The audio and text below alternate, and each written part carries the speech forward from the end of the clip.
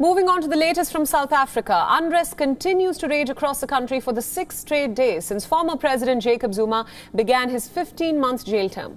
Protests have swiftly turned violent and have now stoked fears of food and fuel shortages. 72 people have died and more than 1,200 have been arrested. After looting spread through Durban, residents lined up outside shuttered shops to get whatever food was available. This after the government announced that days of protests, looting and riots could lead to food and medicine shortages in the next few weeks. The government has been under pressure to increase boots on the ground to quickly put a lid on the violence pummeling an already struggling economy.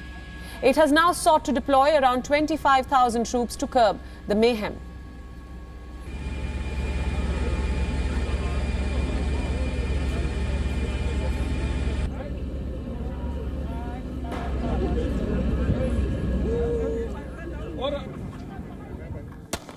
Dozens of men took matters into their own hands and cracked down on looters undeterred by security forces.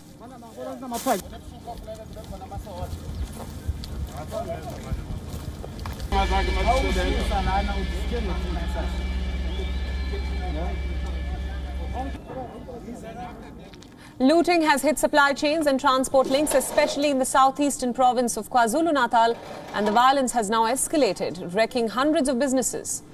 Dozens of cars have been burnt and many small, medium-sized and micro-enterprises have been completely destroyed in the ongoing unrest. The country's consumer goods regulatory body estimated that more than 800 retail shops had been looted following the extensive disruption of food, fuel and medicine supply chains. President Cyril Ramaphosa has cautioned that parts of the country may soon be running short of basic provisions. The one word that summarizes the impact is catastrophic, because even before the pandemic started and the current mayhem started, SMEs were already undergoing some deep, long-standing conditions.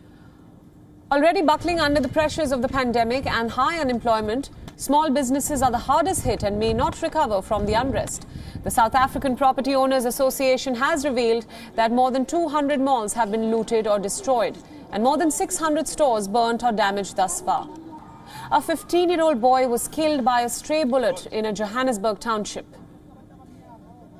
The acting minister in the presidency has appealed for calm, asking residents to resist the urge to stock up on supplies to avoid spreading COVID-19.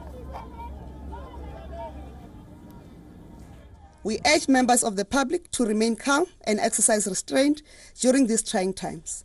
Government is working with the National Consumer Goods Council to ensure food security.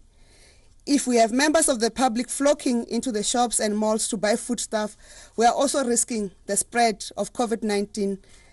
We understand the concern for community, for their safety and their need to protect their properties. We would like to urge these communities to work with the law enforcement agencies to stop the looting and violence and to operate within the rule of law. The violence has also disrupted the coronavirus vaccine rollout and medicines deliveries to hospitals. With more than 2.2 million infections, the country is in the midst of a brutal third wave of the coronavirus.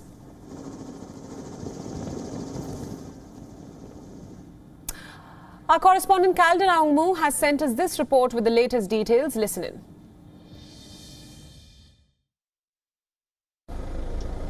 Defence Minister Nosiviwe Mapisa has requested President Cyril Ramaphosa to deploy 25,000 additional soldiers to restore order in KwaZulu-Natal and Gauteng province amid ongoing violence, rampant looting and destruction of property.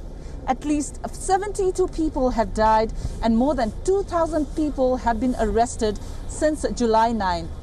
Appealing to the pride and dignity of the Zulu nation, newly appointed monarch Misizulu KwaZulu-Ntini also called for calm in the province. The king expressed disappointment that members of the Zulu nation had taken part in the carnage, but acknowledged that poverty and unemployment had led many, especially the young, towards criminality. Calls for the president to declare state of emergency is also growing. But Defence Minister on Wednesday said there was no indication as of now that there should be a state of emergency. This is Kalden Olmo from Johannesburg, South Africa. For WION, World is One. WION World is One is now available in your country. Download the app now and get all the news updates on the move.